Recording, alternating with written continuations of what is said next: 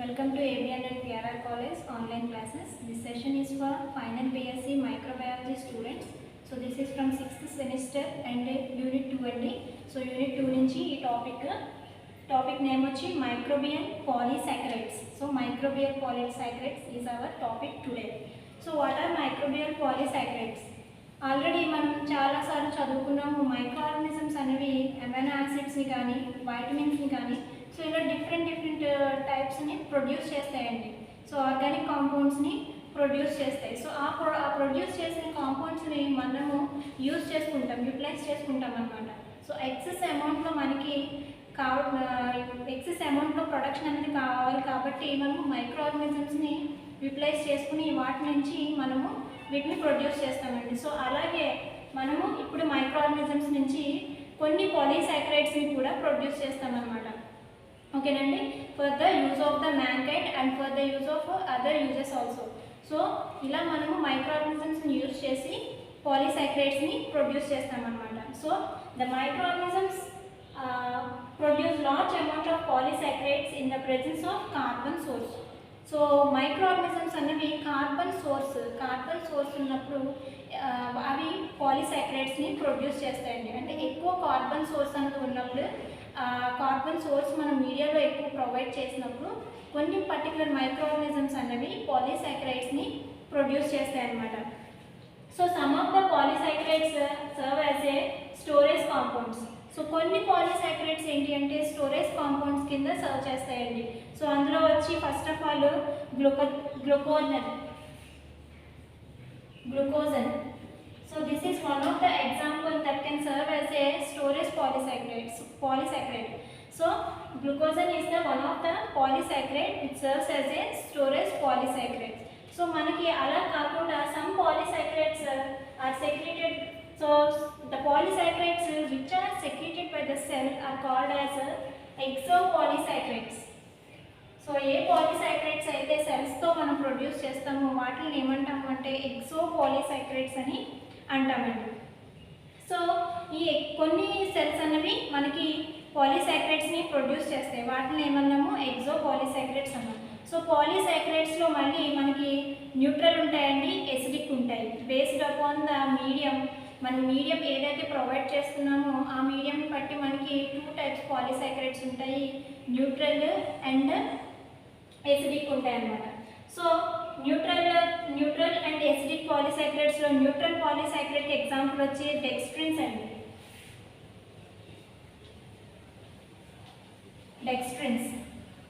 Acidic వచ్చి xanthine. So these are the different types of polysaccharides which depends on the source of carbon and nitrogen. So carbon సోర్స్ని nitrogen సోర్స్ని utilise చేసుకుని produce చేస్తాయి అన్నమాట ఈ neutral and acidic. In case carbon source ఎక్కువ ఉంటే కనుక మనకి మీడియంలో ఎసిడిక్ పాలీసాకరైడ్స్ అనేవి ప్రొడ్యూస్ అవుతాయి. అలాగే లిమిటెడ్ అప్పుడు మనకి నైట్రోజన్ సోర్స్ అనేది లిమిట్గా ఉండాలండి. ఇన్ కేస్ నైట్రోజన్ సోర్స్ అనేది మనకి మీడియంలో ఎక్కువ ఉంటే న్యూట్రల్ పాలీసాకరైడ్స్ అనేవి ప్రొడ్యూస్ అవుతాయి అన్నమాట. So most of the polysaccharides production is depend on the carbon source and the nitrogen source in the mediumలో ఉన్న కార్బన్ సోర్స్ నైట్రోజన్ సోర్స్ని డిపెండ్ చేసుకుని మనకి ఈ పాలీసాకరైడ్స్ ప్రొడక్షన్ అనేది మైక్రో ఆర్గానిజమ్స్ నుంచి ఉంటుందండి. సో మనకి మనం మెయిన్గా ఈ పాలీసాకరైడ్స్ని ఎలా ప్రొడ్యూస్ చేస్తాము అంటే with the help of batch culture fermentation. So batch culture fermentation use చేసి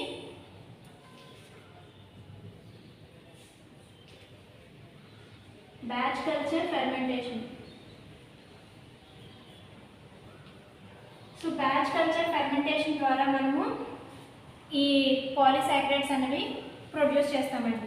so comings to that there are different types of polysaccharides. మనం డిఫరెంట్ టైప్స్ ఆఫ్ పాలీసాకరైడ్స్ అనేవి ప్రొడక్షన్ ఉంటుంది. They are xanthine, dextrins, alginates, scleroglucans, gellins and pollens. So these are the different types of polysaccharides which can be produced by the microorganisms. So microorganisms నుంచి మనము ఈ different types of polysaccharides ని produce చేసి ఇండస్ట్రియల్గా use చేస్తామన్నమాట. So first వచ్చి xanthine అండి. So xanthine is a frequently used polysaccharide, and this is the first polysaccharide which can be produced by the microorganisms. So microorganisms నుంచి మనకు first produce చేసిన polysaccharide ఏంటి అంటే xanthine అండి. So xanthine is widely used as hexapolysaccharide. So ఇది ఎలా use చేస్తామంటే hexapolysaccharide కింద యూజ్ చేస్తామండి. సో దీన్ని ప్రొడ్యూస్ చేసే ఆర్గానిజం ఏంటి అంటే Xanthomonas campestris. So xanthine produce చేసే ఆర్గానిజం ఏంటి అంటే Xanthomonas campestris అనే ఆర్గానిజం మనకి xanthine ప్రొడ్యూస్ చేస్తుంది అనమాట. So this xanthine can produce by both the gram negative bacteria. Xanthine can produce gram negative bacteria అండి.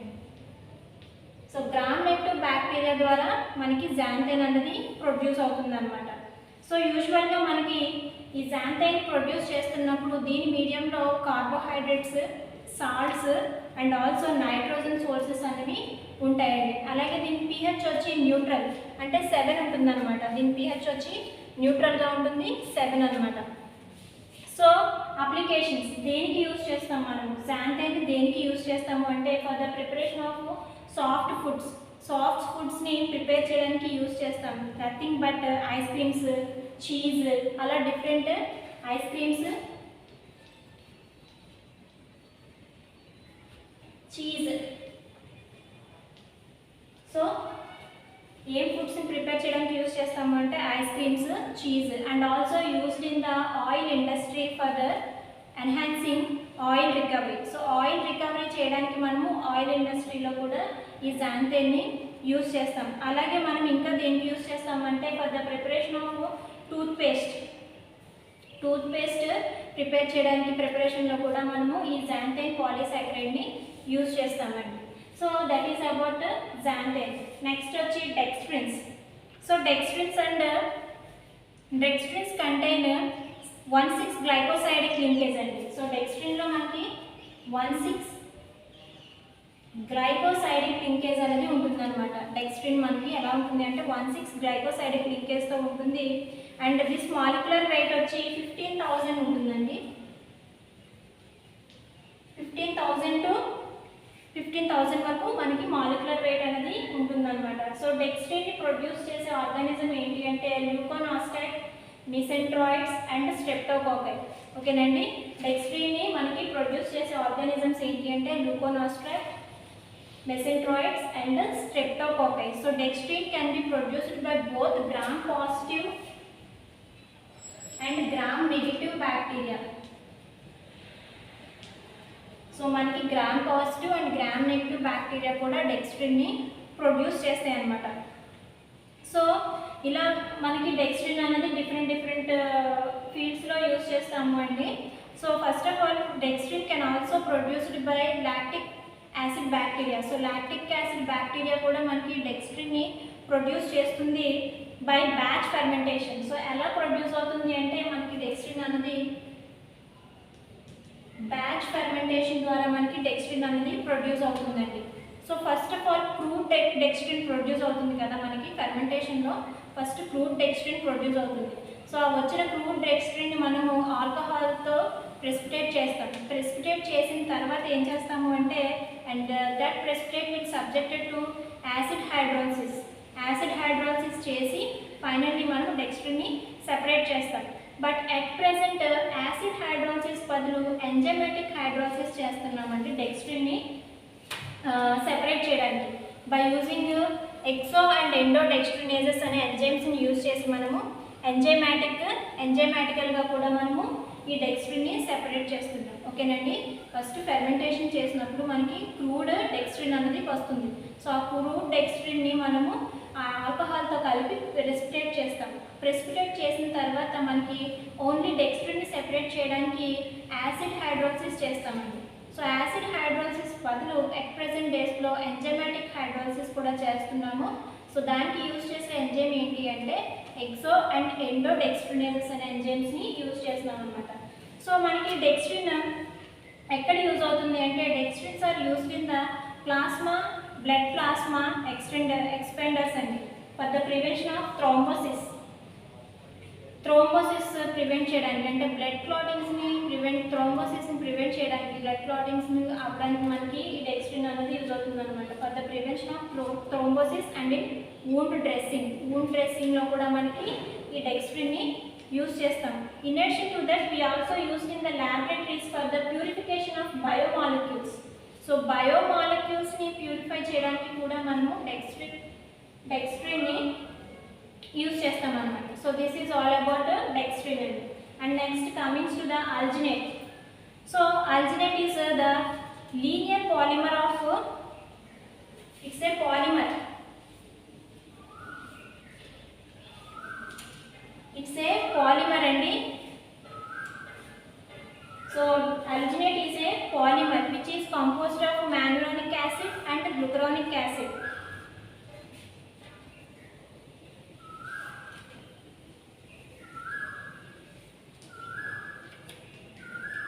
Mannuronic acid and glucuronic acid. So ఈ two కాంపౌండ్స్తో, ఈ టూ పాలిమర్స్తో మనకి అల్జినేట్ అనేది ఫామ్ అవుతుందండి. So these are in the 4:1 రేషియోలో ఉంటాయన్నమాట అల్జినేట్లో. ఓకేనండి. మ్యాన్యురానిక్ యాసిడ్ అండ్ గ్లూకరోనిక్ యాసిడ్తో మనకి అల్జినేట్ అనేది ప్రొడ్యూస్ అవుతుంది అనమాట.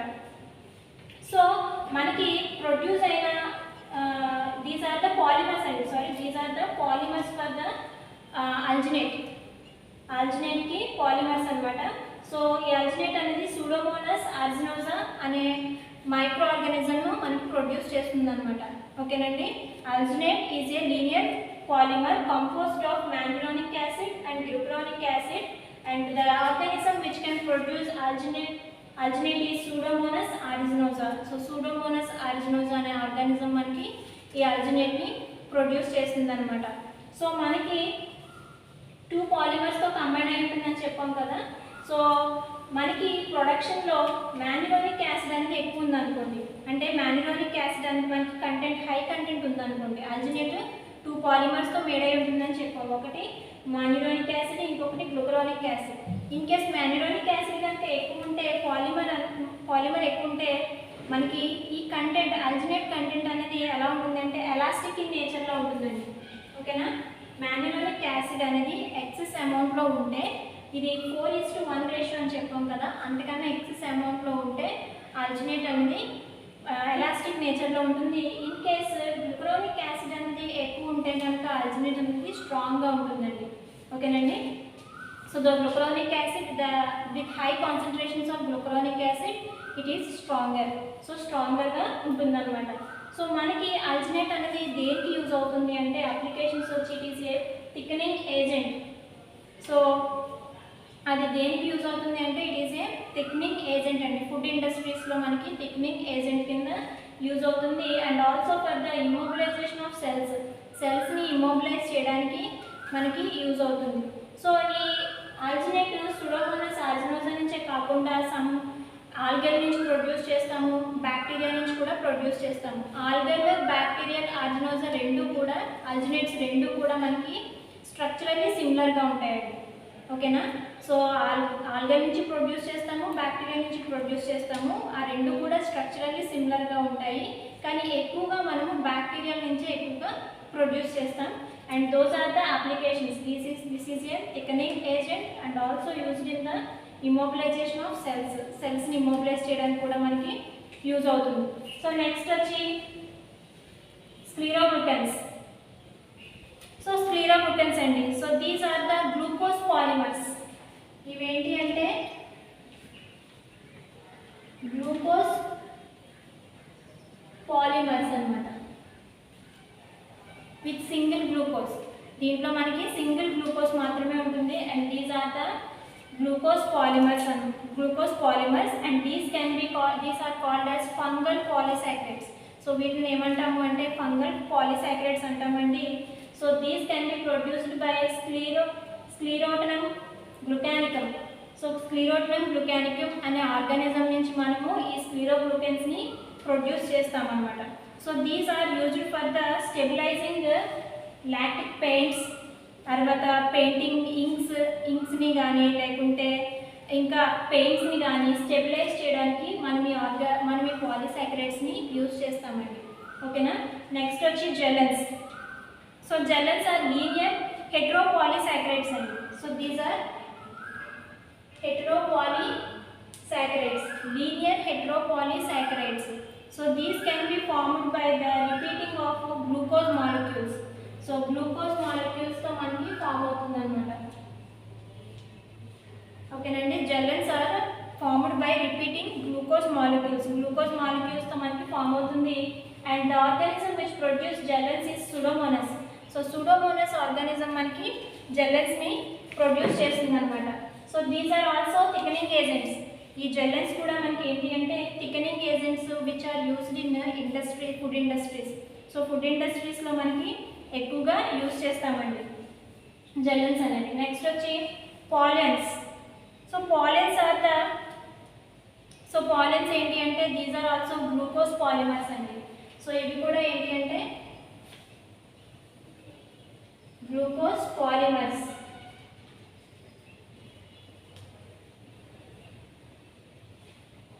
So gelatin are also glucose polymers. These contain 1,6-glycosidic linkage.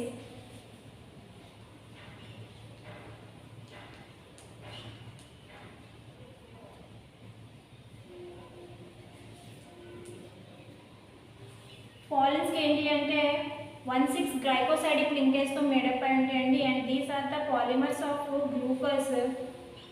And about 70% of glucose is converted to pollens అండి. సో 70% ఆఫ్ గ్లూకోజ్ మనము పాలెన్స్ కింద కన్వర్ట్ చేయొచ్చు.